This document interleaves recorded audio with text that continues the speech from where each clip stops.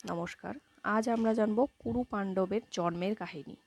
অম্বিকার গর্ভে জন্ম হলো ধৃতরাষ্ট্রের, আর অম্বালিকার গর্ভে এলেন পাণ্ডু।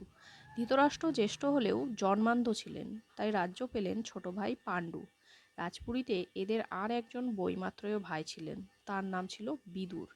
বিদুর বাল্যকাল থেকেই ছিলেন অত্যন্ত ধীর ও ধার্মিক। ধৃতরাষ্ট্রের বিবাহ হলো গান্ধারের রাজকন্যা গান্ধারীর সঙ্গে।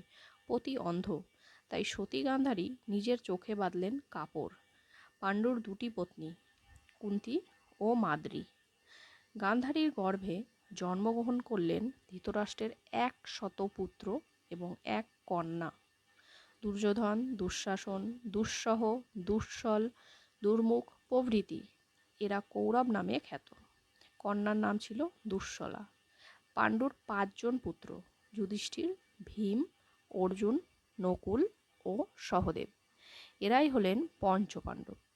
কুন্তী দেবী ধর্ম, বায়ু ও ইন্দ্রদেবকে আরাধনা করে লাভ করেন যুধিষ্ঠির, ভীম ও অর্জুনকে।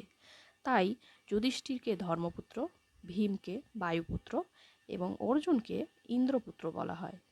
মাদ্রী দেবী অশ্বিনী কুমারদ্বয়ের আরাধনা করে পান প্রিয়দর্শন দুটি পুত্র নকুল ও সহদেবকে।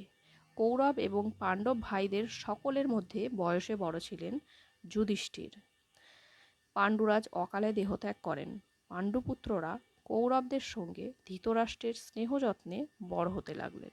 ধন্যবাদ।